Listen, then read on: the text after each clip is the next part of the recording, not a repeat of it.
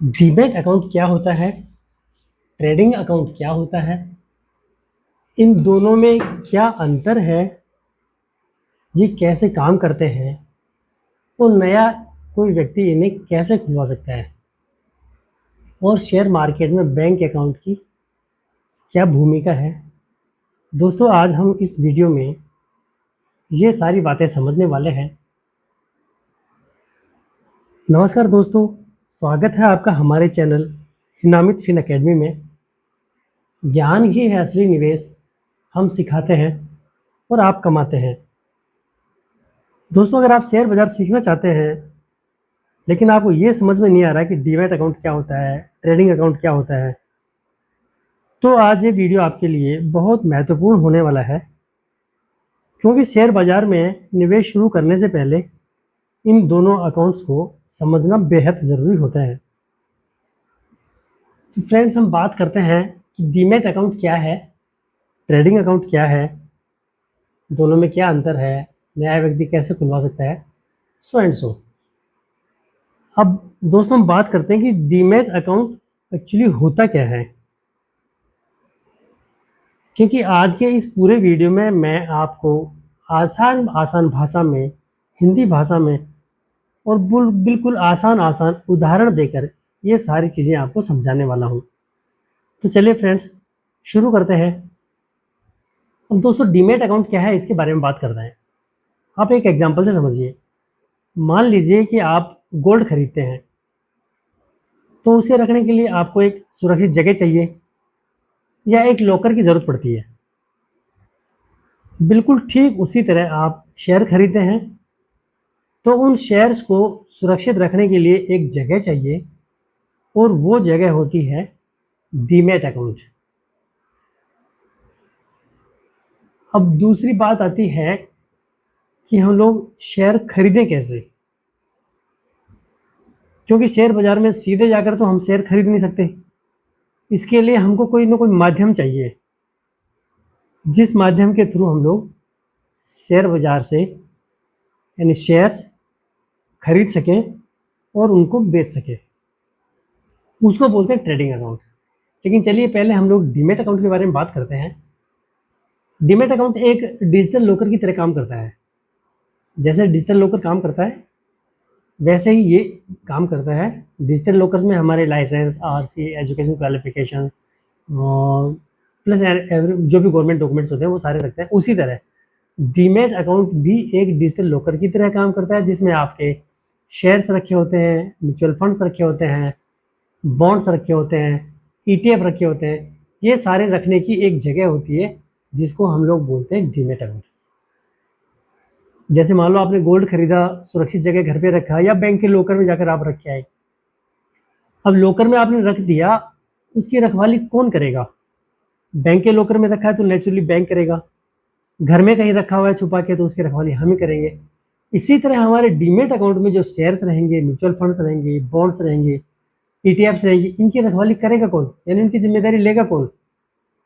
तो दोस्तों, इसके लिए भारत देश में भारत सरकार की दो ऐसी संस्थाएं हैं। एक का नाम एनएसडीएल है और दूसरी का सीडीएसएल है। ये दोनों के दोनों एजेंसियां हमारे शेयरों की रखवाली करती हैं जो डीमैट में रखे जाते हैं। मतलब ये हुआ कि ट्रेडिंग अकाउंट शेयर खरीदने और बेचने का एक माध्यम हो गया और डीमैट अकाउंट उन शेयर्स को रखने की एक जगह हो गई। चलिए अब डीमैट अकाउंट को थोड़ा सा और डिटेल से समझ लेते हैं। पहले एक्चुअली क्या होता था कि शेयर जब खरीदे जाते थे तो वो शेयर सारे कागज़ के फॉर्म में या यानी रीमेटलाइज के फॉर्म में खरीदने वाले के पास में होते थे। लेकिन चूंकि आजकल डिजिटल ज़माना है, सब कुछ डिजिटल हो गया है, तो शेयर्स आपको इलेक्ट्रॉनिक फॉर्म में मिलते हैं और वो इलेक्ट्रॉनिक फॉर्म में जो शेयर्स मिलते हैं वो डीमैट अकाउंट में रखे हुए होते हैं। अब इसको आसान भाषा में अगर आप ये समझें कि मान लीजिए आपने किसी एबीसी कंपनी के 10,000 शेयर खरीदे, तो ये शेयर आपके घर नहीं आएंगे, क्योंकि रीमेटलाइजेशन में नहीं है आजकल। आजकल डीमेटलाइजेशन होता है। वो सीधे आपके घर नहीं आएंगे, बल्कि आपको आपके डीमैट अकाउंट में वो दिखाई देंगे। यानी वहाँ पे आप उनको देख सकते हैं। जैसे बैंक का जो अकाउंट होता है करंट हो या सेविंग हो, जिसमें पैसे हम देख सकते हैं, वैसे डीमेट अकाउंट में आपके पास कौन कौन से शेयर्स की, म्यूचुअल फंड्स की, बॉन्ड्स की होल्डिंग है, वो आप डीमेट अकाउंट में देख सकते हैं। अब दोस्तों बात करते हैं हम लोग ट्रेडिंग अकाउंट की, यानी ट्रेडिंग अकाउंट क्या काम आता है। ट्रेडिंग अकाउंट के थ्रू, यानी दोस्तों बात यह है, जैसे मान लीजिए आपने गोल्ड खरीदा, तो गोल्ड खरीदने के लिए आपने क्या किया, आप एक दुकान पे गए, दुकानदार को पैसा दिया और वहाँ से गोल्ड खरीद के लेके आ गए। बिल्कुल सेम ऐसे के ऐसे आपको डीमेट अकाउंट में रखने के लिए जो शेयर चाहिए, वो खरीदने के लिए आपको एक ट्रेडिंग अकाउंट की ज़रूरत पड़ती है। इसका विस्तार में हम लोग पूरा एक कंक्लूजन करके लास्ट तक हम समझेंगे। एक बार आप मोटा मोटा जो मैं समझा रहा हूँ वो समझ लीजिए। तो उसके लिए ट्रेडिंग अकाउंट्स की जरूरत पड़ती है। अब ट्रेडिंग अकाउंट में आप क्या क्या काम कर सकते हैं, आप शेयर्स को खरीद सकते हैं, यानी शेयर्स को, म्यूचुअल फंड्स को, ETF को, जो भी है आपको खरीदने हैं, आप उनको खरीद सकते हैं। ट्रेडिंग अकाउंट के थ्रू आप उनको वापस बेच सकते हैं। ऐसा मान लीजिए कि ट्रेडिंग अकाउंट एक दुकान है जहां पर आप खरीद सकते हैं, बेच सकते हैं। और डीमेट अकाउंट आप, जैसे आपका एक घर है, जैसे ट्रेडिंग अकाउंट जैसे दुकान से हम खरीद के घर लेके आते हैं, बिल्कुल सेम टू सेम। और इसमें तीसरा काम कर सकते हैं, आप ट्रेडिंग कर सकते हैं, यानी शेयर खरीदे और शेयर बेचे, इन दोनों के बीच का लेन देन भी कर सकते हैं। सपोज करें आप सुबह आपने शेयर खरीद लिए और शाम को आपने शेयर बेच दिए। सुबह आपके पास जीरो था, शाम को आपके पास बचा हुआ जीरो है। तो ये ट्रेडिंग का काम भी हम लोग ट्रेडिंग अकाउंट के थ्रू ही कर पाते हैं। अब नेक्स्ट टॉपिक आता है कि शेयर खरीदते हैं तो प्रोसेस क्या होता है।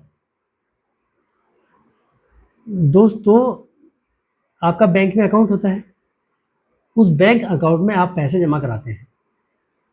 जब आपको ट्रेडिंग करनी हो या शेयर खरीदने हो, तो बैंक अकाउंट से पैसे ट्रांसफ़र करने होते हैं आपको ट्रेडिंग अकाउंट में। यानी बैंक अकाउंट से पैसा निकला और ट्रेडिंग अकाउंट में आके पैसा जमा हो गया। अब इस ट्रेडिंग अकाउंट में आप पैसे को रख सकते हैं, वहाँ पे, वहाँ से आप कुछ खरीद सकते हैं। अगर मान लीजिए आप कुछ खरीदना चाह रहे हैं, तो बैंक अकाउंट से आपने पैसे ट्रांसफ़र किए ट्रेडिंग अकाउंट में, ट्रेडिंग अकाउंट से आपने शेयर खरीद लिए और वो शेयर आपके डीमेट अकाउंट में आ गए। ये एक खरीदने का प्रोसेस है। सेम प्रोसेस है बेचने का। बेचने के लिए पहले आपके डीमेट अकाउंट से आप सामान निकालेंगे, यानी शेयर्स निकालेंगे, ट्रेडिंग अकाउंट से उनको बेचेंगे, और जब आपके ट्रेडिंग अकाउंट में पैसा आ जाएगा, तो उस पैसे को आप बैंक अकाउंट में ट्रांसफ़र कर पाएंगे। ये इसके बेचने का एक प्रोसेस हो गया। तो मुझे लग रहा है दोस्तों आपको डीमेट अकाउंट और ट्रेडिंग अकाउंट में क्या डिफरेंस है, क्या काम आता है, ये आप लोग समझ गए होंगे। अगर आपको मान लीजिए और इजी भाषा में अगर आपको मैं समझाऊं,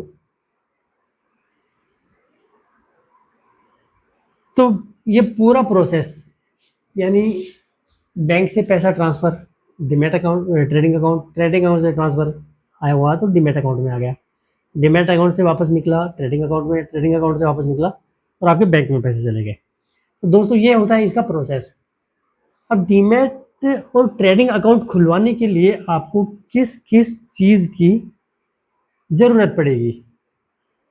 तो दोस्तों आपको ट्रेडिंग अकाउंट और डीमेट अकाउंट, क्योंकि आजकल कॉमन अकाउंट ही खोलते हैं, आपको कहीं जाना नहीं है, आपके मोबाइल से, लैपटॉप से, पीसी से आप खुलवा सकते हैं, घर बैठे खुलवा सकते हैं।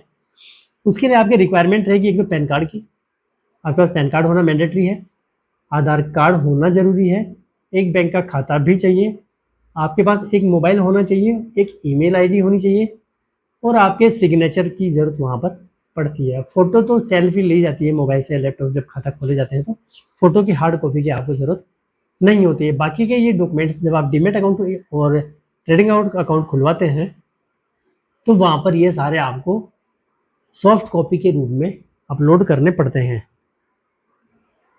अच्छा फ्रेंड्स, अब बात ये आती है कि डीमेट और ट्रेडिंग अकाउंट खुलवाएं कहाँ पर। इसके लिए बहुत सारे ट्रस्टेड ब्रोकर्स हैं, यानी ब्रोकर के पास में आपको अकाउंट खुलवाना है। इसके एग्जांपल के लिए मैं कोई रिकमेंड नहीं कर रहा हूँ, आपको एग्जांपल दे रहा हूँ। जीरोदा है, ग्रो है, एंजल वन है, अपस्टॉक है, शून्य है, और भी बहुत सारे ब्रोकर्स हमारे इंडिया में अवेलेबल हैं। आपको जहाँ अच्छा लगे, जहाँ ब्रोकरेज कम लगे, जिसका प्लेटफॉर्म बहुत अच्छा हो, आप वहाँ पर अकाउंट खुलवा सकते हैं। दोस्तों हमने आज सीखा क्या क्या। एक तो डीमेट अकाउंट क्या होता है हमने ये सीखा, ट्रेडिंग अकाउंट क्या होता है हमने ये सीखा, दोनों में क्या अंतर है हमने ये सीखा, और शेयर बाजार में इनकी क्या भूमिका होती है हमने ये सीखा। दोस्तों अगर आपको, मुझे पूरी उम्मीद है कि वीडियो पसंद आया होगा, और जब वीडियो पसंद आया हो तो प्लीज़ आप लाइक करें, सब्सक्राइब करें और बेल आइकन ज़रूर दबा दें, जिससे आपको मेरे द्वारा आसान भाषा में समझाए गए ज्ञानवर्धक वीडियो लगातार मिलते रहें। थैंक यू दोस्तों, मिलते हैं अगले वीडियो में।